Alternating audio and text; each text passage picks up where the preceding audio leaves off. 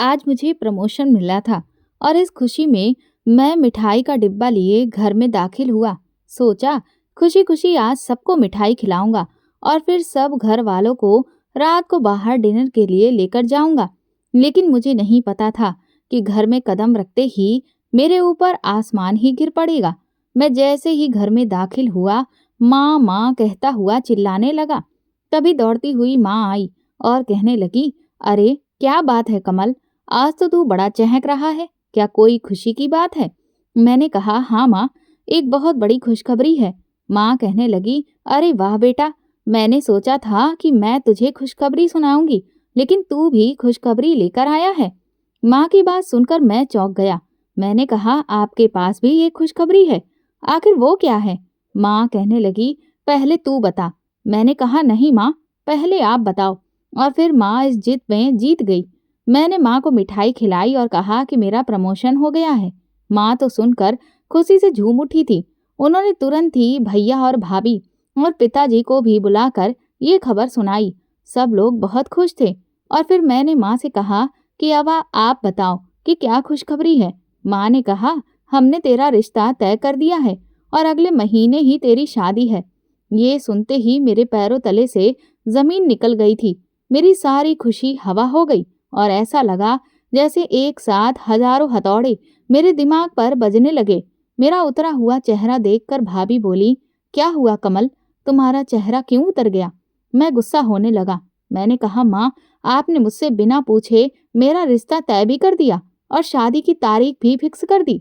माँ कहने लगी, इसमें पूछना क्या है? लड़की कोई बाहर वाली तो है नहीं जो तुझसे पूछा जाए। लड़की के बारे में हमें पहले से ही सब कुछ पता है और फिर वो दिखने में भी बहुत खूबसूरत है। और भला तुझे क्या चाहिए? मैंने कहा, कौन है वो लड़की? तो माँ ने कहा, अरे मेरी सहेली निर्मला की बेटी श्रद्धा। उसका नाम सुनकर तो मैं और भी ज्यादा चौंक पड़ा। मैंने माँ से कहा, आपका दिमाग ठीक तो है? आप मेरी शादी उस लड़की से कैसे तय कर सकती हैं? वो मुझसे काफी छोटी है। आप एक बच्ची के साथ मेरी शादी कैसे कर सकती हैं? एक बच्ची मेरे साथ शादीशुदा जीवन को भला कैसे निभाएगी? आपने ये शादी आखिर क्या सोचकर तय कर दी? मैं एक सांस में लगातार बोले ही जा रहा था क्योंकि मेरे अंदर अब गुस्से की ज्वाला भड़क उठी थी और इसीलिए मैं लगातार अपनी भड़ास निकाले जा रहा था। लेकिन इधर माँ भी गुस्सा होने लगी। वो कहने लगी, तेरा तो दिमाग खराब हो गया है। वो लड़की तुझे से इतनी भी छोटी नहीं है। अरे अगले साल ही तो वो 18 साल की हो जाएगी और वैसे भी लड़कियों की उम्र तो लड़कों से छोटी होती ही है। मैंने माँ से कहा, लेकिन मुझे वो लड़की हरगिज पसंद नहीं। माँ कहने लगी कि भला तुझे वो लड़की क्यों नहीं पसंद? उसमें क्या कमी है? मैंने कहा कि मुझे वो सब कुछ नहीं पता है। मैं कामिनी से प्यार करता हूँ। माँ कहने लगी, कौन? वो कामिनी जो तेरे साथ ऑफिस में काम करती है? मैंने कहा, हाँ माँ। माँ ने कहा, हरगिज नहीं, वो मेरी बहू कभी नहीं बन सकती। उस लड़की में कितना घमंड है। उसे बड़ों की इज्जत करना भी नहीं आता है। सिर्फ एक दिन के लिए तू उसे यहाँ घर में लाया था, लेकिन उसने कुछ घंटे में ही अपने तेवर दिखा दिए थे। मैंने कहा, माँ, वो मॉडर्न जमाने की लड़की है और फिर वो इतनी भी बुरी नहीं है। आप पहली ही मुलाकात में किसी के बारे में कोई राय नहीं रख सकती। माँ कहने लगी, कमल, मेरी बात कान खोलकर सुन ले। अगर मैं पहली मुलाकात में किसी को लेकर कोई राय नहीं बना सकती तो तू भी कोई बहुत होशियार नहीं है। तू कभी भी इंसानों को परख नहीं पाता है और इसीलिए तूने अपने हर एक दोस्त से धोखा खाया और देख लेना, एक दिन तू इस लड़की से भी धोखा खाएगा। माँ की इस बात पर मैं बुरी तरह से चिल्ला उठा। मैंने कहा कि मैं कुछ भी नहीं जानता। मेरा फैसला यही है कि मैं कामिनी से शादी करूंगा। ये कहकर मैं कमरे में चला गया। 4 दिन तक तो घर में बिल्कुल मातम पसरा रहा। कोई किसी से बात नहीं कर रहा था। माँ ने तो खाना पीना भी छोड़ दिया था। मैं पिताजी से भी कहा कि वो माँ को समझाएं, लेकिन पिताजी भी माँ के इस फैसले के आगे झुक चुके थे। ऑफिस में भी काम करने में मेरा बिल्कुल भी मन नहीं लग रहा था। और फिर एक दोपहर भैया का फोन आया और मैं घबराया हुआ अस्पताल पहुंचा। माँ की तबीयत बहुत खराब हो चुकी थी। ये सब देखकर मुझे माँ की जिद के आगे झुकना पड़ा और फिर मैंने शादी के लिए हाँ कर दी। अब सब लोग घर में बहुत खुश थे। बस सिर्फ मुझे छोड़कर। शादी की तैयारियां इधर शुरू हो गईं। घर में ही मंगनी की एक छोटी सी रस्म कर दी गई थी। मेरे दिमाग में आया कि मैं एक बार श्रद्धा से बात करके देखता हूँ। मैं उसे समझाता हूँ कि मैं उससे बहुत बड़ा हूँ और वो मेरे टाइप की बिल्कुल भी नहीं है, इसलिए वो इस शादी से मना कर दे। अगर वो इनकार कर देगी तब तो माँ की जबरदस्ती बिल्कुल भी नहीं चल पाएगी। इसीलिए मौका पाते ही मैंने उसे इस बारे में बात की, लेकिन वो इतनी ढीठ निकली कि उसने कोई इनकार नहीं किया, बल्कि वो तो खुशी खुशी मुझसे मंगनी की अंगूठी पहना दी। अब तो मुझे उस लड़की से चिढ़ होने लगी थी, इसीलिए मैंने भी सोच लिया था कि इस लड़की का अब मैं वो हश्र करूंगा कि ये जिंदगी भर याद रखेगी। मैंने इस बारे में कामिनी को बताया तो वो मुझसे नाराज हो गई। मैंने उससे कहा कि मेरी मजबूरी समझो, फिलहाल माँ की तबीयत की खातिर मैं भले ही उस लड़की से शादी कर रहा हूँ, लेकिन मैं उसे उस हालत तक पहुँचा दूंगा कि वो मेरी पत्नी बनना तो दूर, मेरे बगल में बैठने से भी थर-थर काँपेगी। मेरी इस बात पर कामिनी कहने लगी, सच में कमल? मैंने कहा, हाँ, तुम देख लेना, उस लड़की की वजह से मुझे ये सब कुछ झेलना पड़ रहा है। अगर वो इनकार कर देती तो उसका क्या बिगड़ जाता? लेकिन नहीं, अब उसे पता चलेगा कि मुझसे शादी करने का क्या नतीजा है। मैं उसकी वो हालत करूंगा कि वो मुझे झेल ही नहीं पाएगी। हर रात उसकी नरक के जैसी बना दूंगा। वो चाहे कितना भी मेरे सामने रोए गिड़गिड़ाए, लेकिन मैं उस पर जरा सा भी रहम नहीं करूंगा। उसके बाद तो मुझसे तलाक लेने के अलावा उसके पास और कोई भी रास्ता नहीं बचेगा। एक हफ्ते के बाद ही शादी हो गई और श्रद्धा विदा होकर मेरे घर आ गई। भैया और भाभी ने मिलकर सुहाग रात के लिए हमारा कमरा बहुत अच्छे से सजाया हुआ था। मैंने सोच लिया था कि आज मुझे क्या करना है। अब मुझे अपना वो रूप दिखाना था जिससे श्रद्धा की चीखें पूरे घर में गूंजें। इन लोगों ने मेरे साथ अपनी बहुत मनमर्जी की है, लेकिन अब बारी मेरी है। अब मैं अपनी मनमर्जी करूंगा। यही सब सोचते हुए मैं कमरे में दाखिल हुआ। मैंने देखा कि वो बिस्तर पर दुल्हन के जोड़े में सजी धजी सी सिकड़ी हुई एक तरफ बैठी हुई थी। मैंने जाते ही बहुत जोर से दरवाजा पटक कर बंद किया, जिससे वो थोड़ा चौंकी। उसके बाद मैं फटाफट से अपने शादी वाले कपड़े चेंज करने लगा और मैं एकदम से धड़ाम से बिस्तर पर जाकर बैठा, जिससे वो फिर से डर गई। फिर मैंने उसका घूंघट उठाया और अजीब तरह से जानवरों के जैसे उसे घूर घूर कर देखने लगा और मुस्कुराने लगा। मुझे ऐसे देखकर उसे पसीना आने लगा। वो कहने लगी, आपको क्या हो गया है? मैंने कहा, तुम्हें नहीं पता, मुझे कम उम्र की लड़कियां बहुत पसंद हैं और इस रात का तो मैं ना जाने कितनी बेसब्री से इंतजार कर रहा था। आज इतने इंतजार के बाद ये रात आई है और आज तो मैं पूरी कसर निकाल कर ही रहूंगा। ये कहते हुए मैंने एकदम से उस पर झपट्टा जैसा मारा, लेकिन वो मेरे कब्जे से निकलकर उछलकर दूर बैठ के उस पार खड़ी हो गई और उसने रोना शुरू कर दिया। कहने लगी, प्लीज मुझे छोड़ दीजिए। लेकिन मेरी आंखों में उस वक्त जो इच्छाओं के वशीभूत होकर लाल लाल डोरे बन रहे थे, उन्हें देखकर उसकी आत्मा कांपने लगी थी। मैंने एक झटके में उसके सर पर पड़ा हुआ लहंगे का दुपट्टा खींचकर दूर फेंक दिया। मैंने कहा, मैं तुम्हारा पति हूँ और तुम पर अपना पूरा अधिकार रखता हूँ। तुम मुझे इनकार नहीं कर सकती हो। हमारी शादी हुई है और ये मेरा हक बनता है और मैं अपना हक हर हाल में तुमसे वसूल करके ही रहूंगा। ये कहते हुए मैं उसकी तरफ फिर से आगे बढ़ा। वो तुरंत ही दरवाजे की तरफ भागी और जोर जोर से दरवाजा बजाने लगी। डर के मारे तो उसे इतना याद ही नहीं रहा कि कुंडी तो अंदर से ही लगी हुई है, बाहर से नहीं। मैंने उसे एकदम से पीछे से जाकर फिर से खींचा।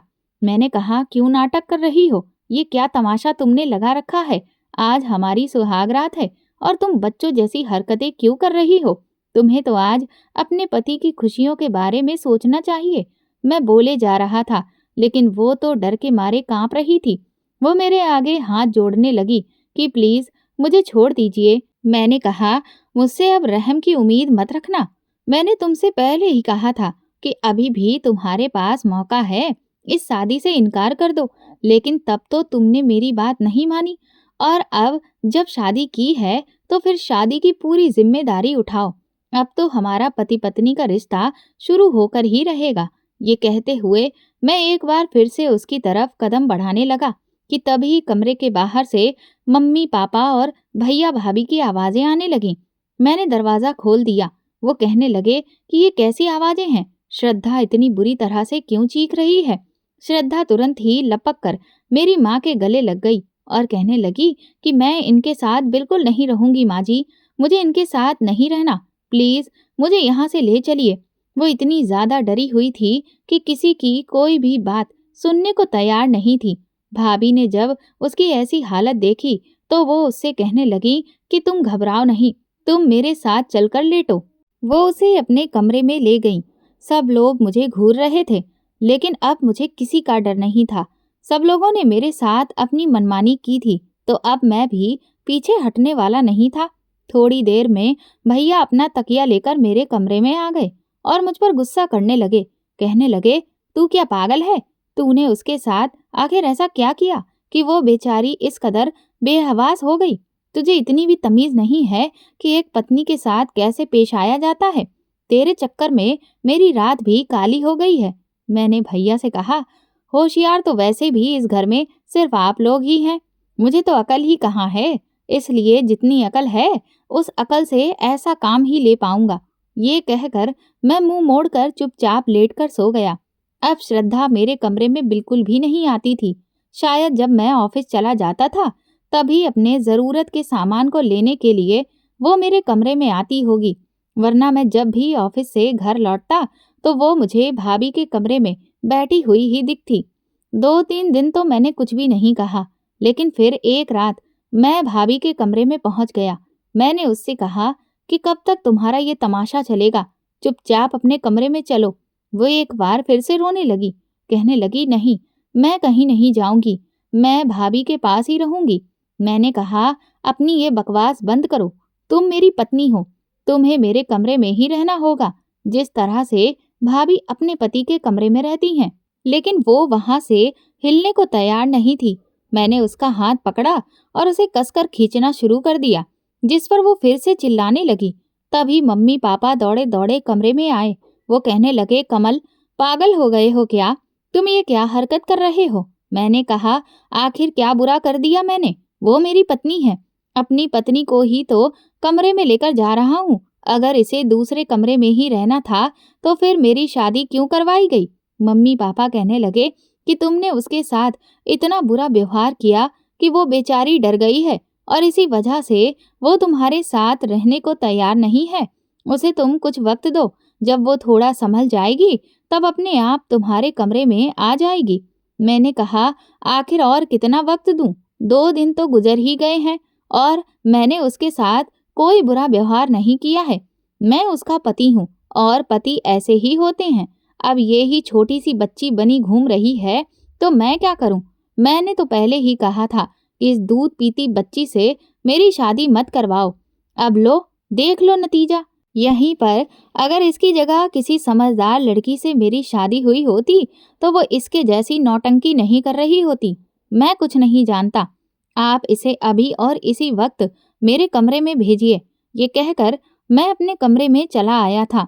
मम्मी पापा और भैया भाभी के श्रद्धा को समझाने की आवाजें आ रही थीं और मैं इधर मन ही मन खूब खुश हो रहा था, क्योंकि मैं यही चाहता था कि वो हर पल इस बात को लेकर अफसोस करे कि उसने मुझसे शादी के लिए इनकार क्यों नहीं किया।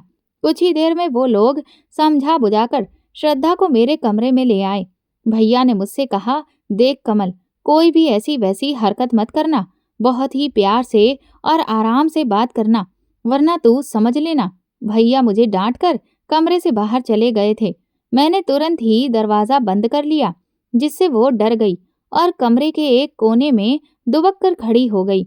मैंने उससे कहा, वहां क्या कर रही हो? यहाँ मेरे पास आओ। उसने इनकार कर दिया तो मैं उस पर फिर से जोर से चिल्लाया, जिससे वो बहुत धीरे धीरे डर कर मेरे पास आई। फिर मैंने उसकी बाजू कसकर पकड़ी और उसे बिस्तर पर धकेल दिया। मेरे ऐसा करने से वो फिर से डर गई। मैंने कहा, तुम्हें क्या लगता है तुम मुझसे बच जाओगी? तुम मेरी पत्नी हो और अब तो तुम्हें अपने पति की हर बात माननी ही पड़ेगी। इससे पहले कि मैं उस तक पहुंचता, वो कुंडी खोलकर वापस भाभी के कमरे में जा पहुंची। ये देखकर मैं मन ही मन बहुत खुश हो रहा था। अगले दिन श्रद्धा के कहने पर माँ ने उसके लिए एक दूसरा कमरा खोल दिया। उसने उस कमरे में अकेले ही रहना शुरू कर दिया था। सब लोग मुझसे घर में नाराज थे क्योंकि सबको समझ आ रहा था कि मैं क्यों उस लड़की के साथ ऐसा व्यवहार कर रहा हूँ। उसी शाम को मैंने फिर से हंगामा शुरू किया। मैंने कहा कि अगर उस लड़की को अलग कमरे में ही रहना था तो फिर आपने मेरी उससे शादी क्यों कराई? आज मुझे ये वजह हर हाल में जाननी ही है। बताइए माँ। माँ ने कहा कि मैं तुम्हें वजह नहीं बता सकती। माँ की ये बात सुनकर मैं हैरान रह गया। मैंने कहा, आखिर भला ऐसी क्या बात है जो आप मुझे नहीं बता सकती? वो लड़की यहाँ पर क्या सिर्फ महारानी बनकर रखने के लिए लाई गई है? वो ना तो मेरे प्रति अपना कोई फर्ज निभा रही है और ना ही इस घर के प्रति। मैं देखता हूँ कि वो पूरा दिन अपने कमरे में महारानी बनकर सजी धजी बैठी रहती है। सिर्फ भाभी ही घर का सारा काम संभालती हैं, ना ही वो मेरे कोई काम करती है। इस पर माँ कहने लगी कि वो अभी इतनी बड़ी नहीं हुई है कि पूरे घर की जिम्मेदारी अकेले संभाल सके। मैंने कहा, अगर बच्ची है तो फिर शादी क्यों की? मैंने तो पहले ही कहा था, लेकिन तब तो उसमें आपको कोई बच्ची नजर नहीं आ रही थी। मैं कुछ नहीं जानता, उसे मेरे सारे काम करने पड़ेंगे। वो मेरी पत्नी है। जिस तरह से भाभी भैया के सारे काम करती हैं, उसे भी वही सब कुछ करना होगा।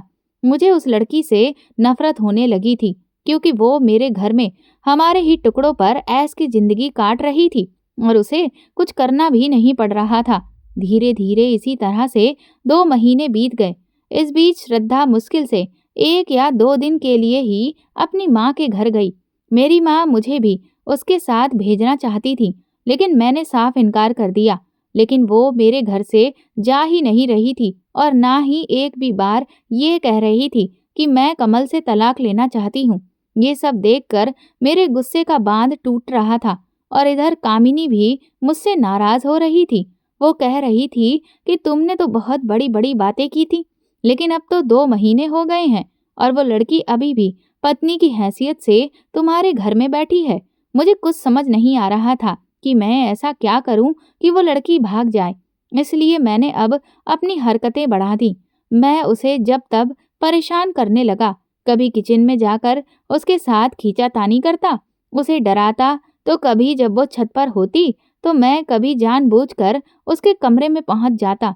अब वो हर वक्त मुझसे खौफजदा रहने लगी थी। इसीलिए मेरे ऑफिस के आने के टाइम पर वो पहले ही अपने कमरे में छुपकर बैठ जाया करती थी और फिर बिल्कुल भी बाहर नहीं निकलती थी। मैंने उसका जीना उस घर में मुश्किल कर दिया था।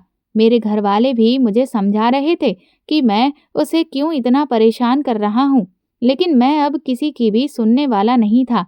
इसी बीच हमारे घर में एक खुशखबरी आई। मेरी भाभी पेट से हो गई थी और उनकी तबीयत इस वजह से काफी खराब रहने लगी थी, तो डॉक्टर ने उन्हें पूरी तरह से बेड रेस्ट बता दिया था और ये भी कहा था कि उन्हें बिल्कुल भी स्ट्रेस नहीं होना चाहिए।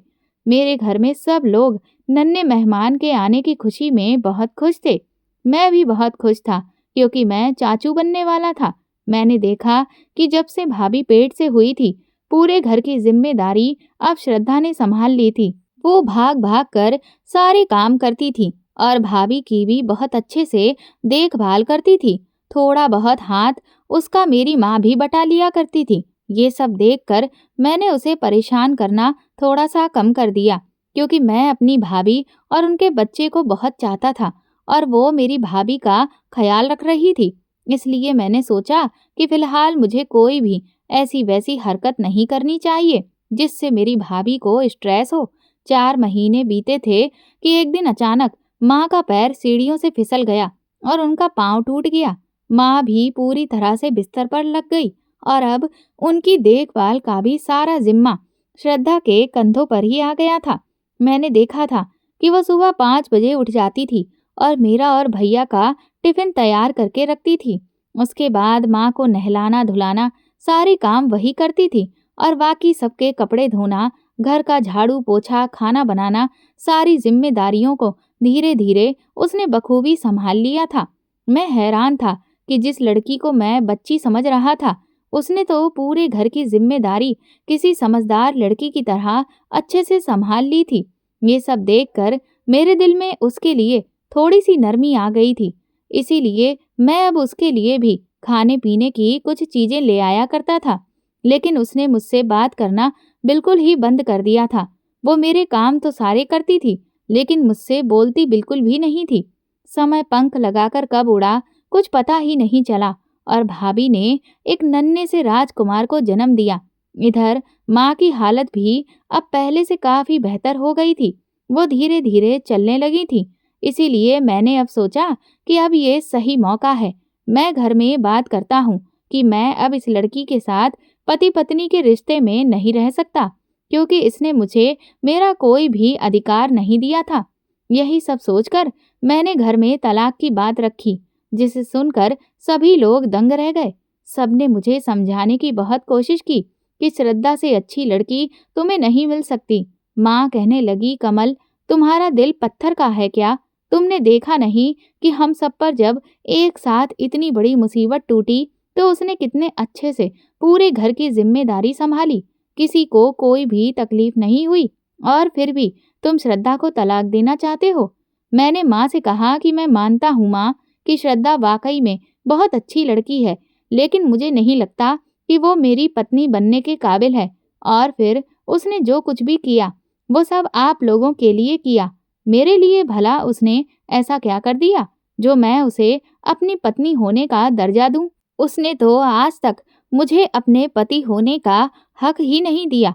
वो तो उल्टा मुझसे डरकर दूर भागती है। ऐसी लड़की के साथ मैं नहीं रह सकता। इसलिए मैंने वकील से तलाक के कागज तैयार करने के लिए कह दिया है। मेरे इतना कहते ही बाकी सब लोग मुझे समझाने लगे, लेकिन तभी श्रद्धा खुद ही आगे बढ़कर आई और उसने मेरी माँ से कहा कि मैं भी कमल जी के साथ नहीं रहना चाहती हूँ और मैं भी उनसे तलाक लेना चाहती हूँ। ये सुनकर सब लोग दंग रह गए थे, लेकिन मैं बहुत खुश था कि कम से कम अब मेरी मेहनत सफल हुई थी।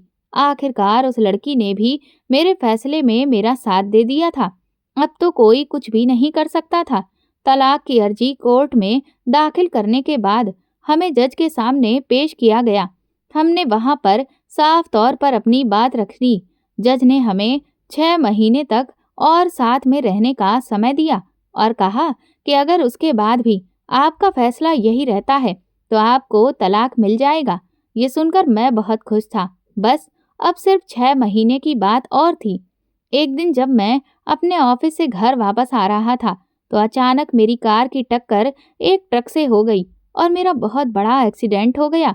जब आंख खुली तो अस्पताल में था और पूरा शरीर पट्टियों से बंधा हुआ था, और डॉक्टर ने फिर मुझे जो खबर सुनाई उसे सुनकर तो मेरे होश ही उड़ गए थे। उन्होंने कहा कि मेरी रीढ़ की हड्डी में बहुत गहरी चोट आई है, जिसकी वजह से मेरे निचला हिस्सा पूरी तरह से पैरालाइज हो गया है और इस वजह से अब मैं चल फिर नहीं सकता हूँ। मैं अपाहिज हो गया था। इस खबर ने मुझ पर बिजली गिरा दी थी। मेरी आंखों से आंसू बहने लगे। मेरे घर वाले भी रो रो कर बेहाल हो चुके थे। मैं अब अपने घर आ गया था, लेकिन पूरी तरह से बिस्तर पर लग चुका था। अब मैं दूसरों पर सिर्फ एक बोझ था। अचानक हुए इस हादसे की वजह से मैं गहरे सदमे में था और धीरे धीरे डिप्रेशन में जाने लगा था। मैं किसी से कोई बात नहीं करता था। कुछ दिन तो बीते, उसके बाद एक दिन मेरे ऑफिस वाले कलीग मुझे देखने के लिए मेरे घर आए, लेकिन कामिनी मुझसे मिलने के लिए नहीं आई। मैंने जब अपने दोस्त रवि से पूछा कि कामिनी क्यों नहीं आई, तो उसने बताया कि वो अपने किसी ज़रूरी काम से बाहर गई हुई है। जब वो लौटेगी तो वो तुमसे ज़रूर मिलने आएगी। मैंने उसके सामने अपनी लाचारगी जाहिर करते हुए कहा कि मैं बहुत परेशान हूँ यार, अपाहिज तो हो ही गया हूँ और अब बेरोजगार भी होने वाला हूँ। रवि ने कहा कि ये तुम कैसी बातें कर रहे हो? तुम बिल्कुल भी फिक्र मत करो। मैंने बॉस से तुम्हारी हालत के बारे में बात की थी और उसका सॉल्यूशन हमने ये निकाला है कि तुम अब घर से ही ऑनलाइन काम करोगे। हाँ, तुम्हारी सैलरी थोड़ी कम हो जाएगी, लेकिन कम से कम नौकरी तो बनी रहेगी। रवि की ये बात सुनकर मैं बहुत खुश हो गया। मैंने कहा, सच में यार? वो कहने लगा, हाँ मेरे दोस्त, तुम बिल्कुल भी फिक्र मत करो और देखना, तुम जल्द ही ठीक भी हो जाओगे। रवि ने मुझे लैपटॉप और जो जरूरी सामान था वो सब लाकर घर पर ही दे दिया था। अब कम से कम मैं थोड़ा सा बिजी रहने लगा था। अगले दिन ही अचानक मैं देखता हूँ कि श्रद्धा ने अपना सारा सामान मेरे कमरे में शिफ्ट कर लिया। मैं ये देखकर हैरान रह गया। मैंने उससे कहा कि तुम मेरे कमरे में रहने क्यों आ रही हो? वो कहने लगी, आपकी तबीयत ठीक नहीं है, ऐसे में हर वक्त आपको किसी की जरूरत होगी। मैंने उससे चिढ़ते हुए कहा, मैं जानता हूँ कि मैं अपाहिज हो गया हूँ, लेकिन मुझे किसी के सहारे की कोई जरूरत नहीं है, समझ गई तुम? इसीलिए मुझ पर रहम खाने की कोई जरूरत नहीं है। चली जाओ यहाँ से। मेरे कड़वे शब्द सुनने के बाद भी श्रद्धा वहां से नहीं गई। मैंने भी उससे फिर कुछ नहीं कहा। इधर मेरी दवाइयाँ चल रही थी। डॉक्टर ने कहा कि अगर इन्हें रेगुलर एक्सरसाइज कराई जाए और सही तरह से इनके शरीर को मसाज दिया जाए, साथ ही साथ अगर ये खुद से पूरी कोशिश करेंगे तो इनके ठीक होने की पूरी पूरी उम्मीद है। ये सुनकर मेरे घर वाले बहुत खुश हो गए थे। डॉक्टर ने कहा कि मैं एक नर्स को परमानेंट कमल के साथ रहने के लिए भेज देता हूँ। वो अच्छे से कमल का सारा ट्रीटमेंट करवाती रहेगी।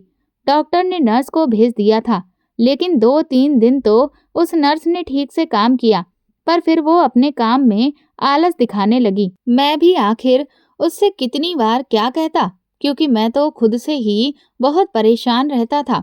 और फिर एक दिन श्रद्धा ने नर्स को वहां से जाने के लिए कह दिया, और मैं तो उस वक्त हैरान रह गया जब मेरी पूरी जिम्मेदारी श्रद्धा ने अपने कंधों पर ले ली। वो मुझे टाइम टू टाइम सारी दवाइयाँ देती थी और जो जो एक्सरसाइज डॉक्टर ने बताई थी वो सब भी करवाती थी। अपना सहारा देकर मुझे टहलाने भी ले जाती, मेरे पैरों की अच्छे से मसाज करती। मेरे जितने भी रोजमर्रा के काम थे उन सब की भी जिम्मेदारी श्रद्धा ने अपने कंधों पर ले ली थी। मैं रात में जब ऑफिस का काम करता तो वो मेरे लिए आधी रात को उठ उठकर कॉफी बनाकर तैयार करती। उसकी मेहनत और लगन देखकर मेरा दिल न जाने क्यों उसकी तरफ झुकने लगा था। वो मेरे सारे काम करती थी, लेकिन मुझे एक शब्द भी नहीं बोलती थी। उसकी खामोशी अब मुझे चुभने लगी थी। मैंने उससे कई बार अपनी तरफ से बात करने की कोशिश की, लेकिन उसने हर बार मेरी बात का कोई खास जवाब नहीं दिया। अब मैं अपनी ही नज़रों में धीरे धीरे अपराधी सा महसूस करने लगा। मुझे लगने लगा कि शायद मैं श्रद्धा के साथ बहुत गलत किया है। इस बीच मैंने कामिनी को भी कई बार कॉल किया, लेकिन उसने तो मेरी कॉल की एक बार भी कोई जवाब नहीं दिया और ना ही वो मुझसे मिलने के लिए आई। मैंने जब भी रवि से कामिनी के बारे में पूछा तो वो मुझे हर बार कहता कि वो कभी किसी काम में बिजी है, तो कभी कहता कि वो ऑफिस के काम से बाहर गई हुई है। मुझे समझ नहीं आ रहा था कि क्या उसके पास मेरे लिए इतना भी वक्त नहीं है कि वो एक बार फोन करके मुझसे मेरे हाल चाल ही पूछ ले। एक तरफ कामिनी थी जिसे मेरी ऐसी हालत हो जाने के बाद एक बार भी मुझसे बात नहीं की, और दूसरी तरफ श्रद्धा थी जो दिन रात एक करके मुझे ठीक करने में लगी हुई थी। कुछ ही दिनों में श्रद्धा की मेहनत रंग लाने लगी थी। मेरे पैरों की उंगलियां धीरे धीरे हरकत करने लगी थी। जिस दिन मैंने पहली बार अपने पैर का अंगूठा हिलाया था, मेरी तो खुशी का ठिकाना ही नहीं था।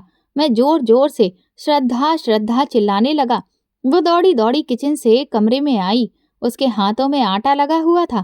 कहने लगी, क्या हो गया है? आप ऐसे क्यों चिल्ला रहे हैं? आप ठीक तो हैं? मैंने कहा, मैं बिल्कुल ठीक हूँ श्रद्धा, ये देखो मैं अपने पैरों के अंगूठे को हिला पा रहा हूँ। उसने जैसे ही ये देखा खुशी से उछल पड़ी। न जाने उस वक्त क्या हुआ, वो दौड़कर मेरे पास आई और मैंने उसे गले से लगा लिया। हम दोनों काफी देर तक एक दूसरे को गले से लगाए रहे और दोनों की आंखों में आंसू थे। फिर जब हमें एहसास हुआ कि ये हम किस तरह से, तभी अचानक से वो मुझसे अलग हुई। वो कुछ झेंप सी गई और मैं भी शर्मिंदा सा हो गया। तभी माँ और पिताजी कमरे में आए। फिर वो उठकर वापस किचन में चली गई। मैंने उन्हें भी ये खुशखबरी सुनाई। माँ कहने लगी, ये सब श्रद्धा की मेहनत का नतीजा है। इस बार मैंने माँ की बात को नहीं काटा। मैंने कहा, हाँ माँ, ये सब कुछ सिर्फ श्रद्धा की वजह से हुआ है। अगर आज वो ना होती तो मेरी बॉडी में ये जो मूवमेंट आज मुझे देखने को मिली है वो मैं बिल्कुल भी नहीं देख पाता। धीरे धीरे इधर 6 महीने की अवधि खत्म होने को आ गई थी और अब मैंने थोड़ा थोड़ा चलना फिरना भी शुरू कर दिया था। पहले मैं रुक रुक कर चल रहा था और फिर पहले के जैसे मैं अपने पैरों पर खुद से खड़ा होने लगा और बिना किसी सहारे के चलने लगा। अपने आप को पहले जैसा पाकर मैं बहुत खुश था। श्रद्धा भी बहुत खुश थी। उस दिन मैंने श्रद्धा से पूछा कि मैं तो तुम्हें तलाक देने की अर्जी कोर्ट में दे रखी थी और अब हमारा तलाक भी हो जाएगा। इस सब के बावजूद भी तुमने मेरी इतनी सेवा क्यों की? मुझे फिर से एक नई जिंदगी आखिर क्यों दी? बताओ श्रद्धा। लेकिन उस वक्त श्रद्धा ने मुझे कुछ भी नहीं कहा। वो बिना मेरी बात का जवाब दिए कमरे से चली गई। लेकिन मुझे ये बात बार बार बेचैन कर रही थी कि मैंने उसके साथ इतना बुरा किया, लेकिन फिर भी उसने बदले में मुझे मेरी नई जिंदगी लौटाई थी।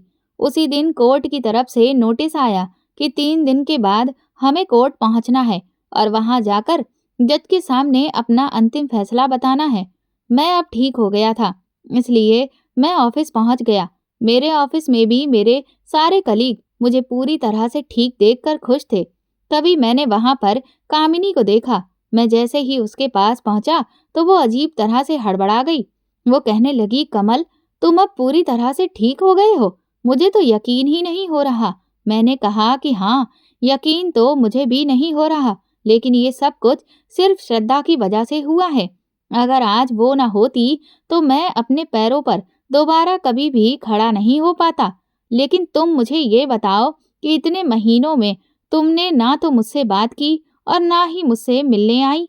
आखिर क्यों? इस पर कामिनी कहने लगी, मैं तुम्हें क्या बताऊं कमल, मैं भी बहुत सारी मुसीबतों से घिरी हुई थी। मेरे घर में बहुत प्रॉब्लम्स चल रही थी और इसीलिए मैं तुम्हारा हाल चाल नहीं ले पाई। हो सके तो मुझे माफ कर दो, लेकिन अब तो तुम्हारा तलाक होने वाला है ना, तो अब तो हम लोग आराम से शादी कर सकते हैं।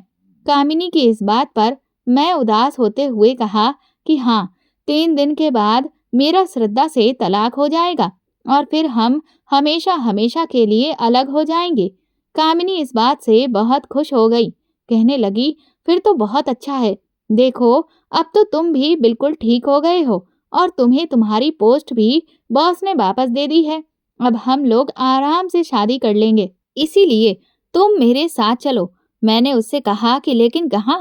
वो कहने लगी, मैंने यहीं ऑफिस के पास में एक अच्छी सोसाइटी में फ्लैट देखा है। तुम भी एक बार चलकर देख लो और फिर उसे फाइनल कर दो और तुम उसे खरीद लो। शादी के बाद हम लोग वहीं पर चलकर रहेंगे। कामिनी की इस बात को सुनकर मेरे ऊपर तो बिजली ही गिर पड़ी थी। मैंने कहा कि तुम शादी के बाद मेरे साथ अलग फ्लैट में रहोगी? वो कहने लगी, और क्या, मैं तुम्हारे घर पर जाकर नहीं रहूंगी। देखो कमल, मैं उन लड़कियों में से नहीं हूँ जो ससुराल की आपाधापी में अपना सर खपाएं। मैं आज की मॉडर्न जमाने की लड़की हूँ। मैं भला ससुराल और नौकरी दोनों जिम्मेदारियों को कैसे संभाल सकती हूँ? मैंने कामिनी से कहा, लेकिन तुम्हें परेशान होने की जरूरत नहीं है। मेरे घर वाले रूढ़िवादी सोच के नहीं हैं। तुम मेरे घर पर मेरे परिवार के साथ रहकर नौकरी भी कर सकती हो और घर को भी संभाल सकती हो। मेरे घर में ऐसा नहीं होता कि बहुओं पर ही सारा काम डाल दिया जाता है। सब लोग मिलजुल कर काम करते हैं और सब एक साथ हंसी खुशी रहते हैं। लेकिन कामिनी ने जिद पकड़ ली। कहने लगी कि नहीं, मैं तुम्हारे साथ तुम्हारे घर में नहीं रहूंगी। मुझे वो सब परंपराएं और रीति रिवाज नहीं होते हैं। कामिनी की ऐसी शर्तें सुनकर मेरा तो दिमाग ही चकराकर रह गया था। वो मुझसे कहने लगी कि ब्रोकर ने फ्लैट के कागज तैयार कर लिए हैं और अगले हफ्ते डील को फाइनल कर देना और पेमेंट के लिए अपना चेक भी तैयार रखना। ये कहकर वो वहां से चली गई। मैं जब घर लौटा तो अपने ख्यालों में डूबा था। कामिनी का प्यार कैसा प्यार था। वो सारी जिम्मेदारी मेरे ऊपर ही डाल रही थी और तो और उसे मेरे परिवार से कोई मतलब ही नहीं था। लेकिन मैं अपने परिवार से अलग नहीं रह सकता था। ये 3 दिन मेरे बड़े ही कसम-कस के साथ बीते थे। 3 दिन के बाद मैं श्रद्धा के साथ कोर्ट पहुंच चुका था। मेरे अंदर एक युद्ध जैसा छिड़ा हुआ था, लेकिन मुझे कुछ भी समझ में नहीं आ रहा था। बार बार दिल से आवाज आ रही थी कि मैं गलत करने जा रहा हूँ, लेकिन फिर भी मैं अपने कदमों को रोक नहीं पा रहा था। और फिर आखिरकार वो हो गया जो मैं इतने समय से करना चाह रहा था। मेरा और श्रद्धा का तलाक हो चुका था। मैंने देखा कि वो मुझसे छुपकर रो रही थी। बुरा तो मुझे भी बहुत लग रहा था। इतने महीनों में उसने मेरे लिए जो त्याग और जो सेवा की थी, उसका कोई भी मुकाबला नहीं कर सकता था। मैं चाहता था कि मैं उसे अपने सीने से लगाकर चुप करवाऊं, लेकिन अब तो मैं ये अधिकार नहीं रखता था। जब वो घर आई तो उसने फटाफट से अपना सारा सामान बांधा। मैं उससे बहुत कुछ कहना चाहता था, लेकिन उसे एक शब्द भी ना बोल पाया। कुछ ही देर में वो मेरे घर से जा चुकी थी, लेकिन उसके जाते ही मेरा अपना कमरा मुझे काट खाने को दौड़ने लगा।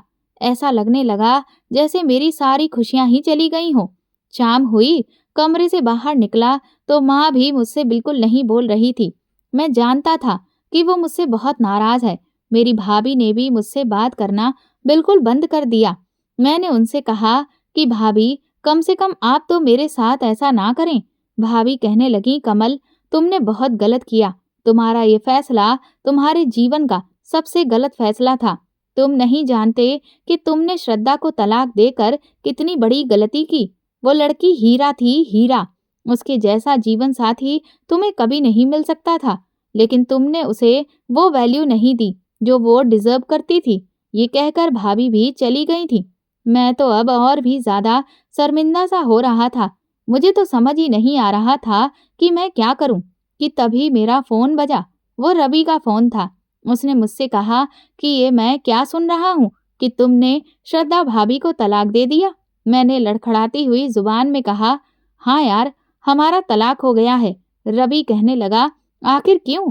मैंने उसे सब कुछ बता दिया कि मैं कामिनी को प्यार करता हूँ और उससे ही शादी करूंगा।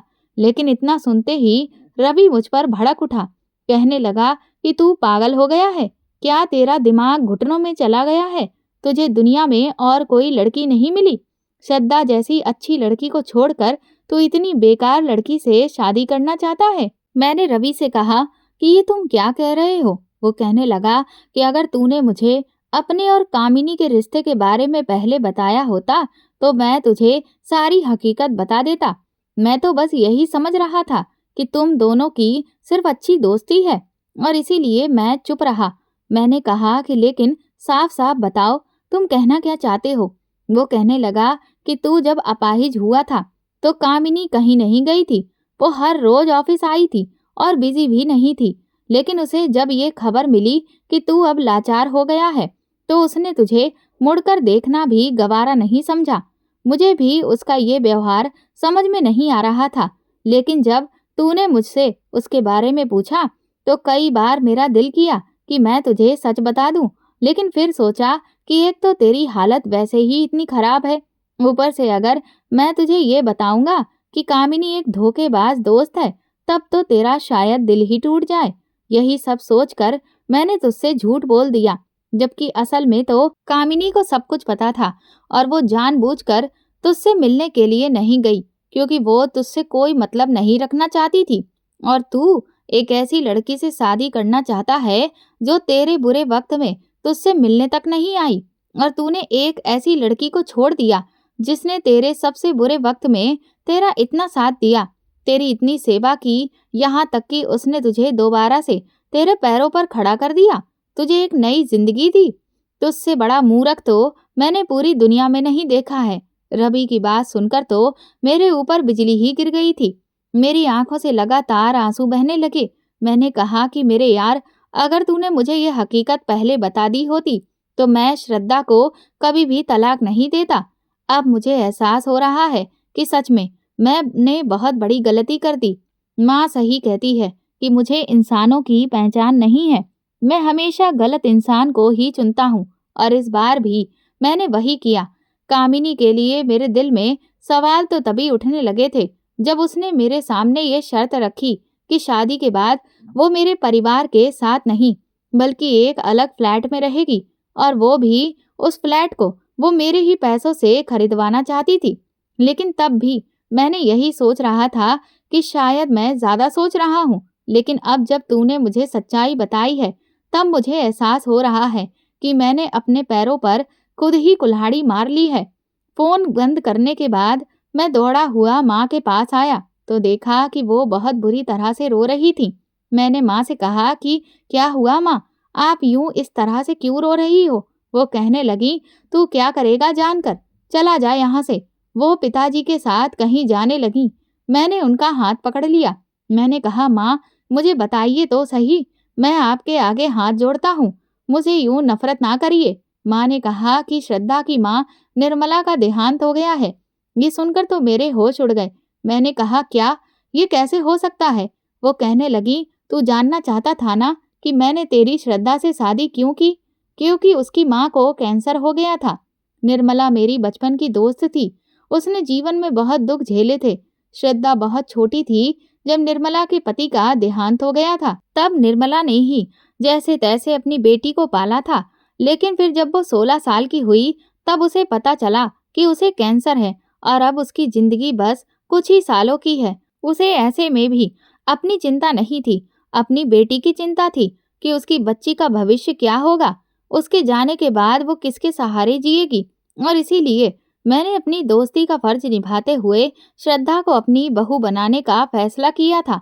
मैंने तुम लोगों को ये बात इसलिए नहीं बताई थी क्योंकि मुझे निर्मला ने अपनी कसम दी थी, क्योंकि वो नहीं चाहती थी कि उसकी बेटी को ये पता चले कि उसकी माँ धीरे धीरे मौत के करीब जा रही है।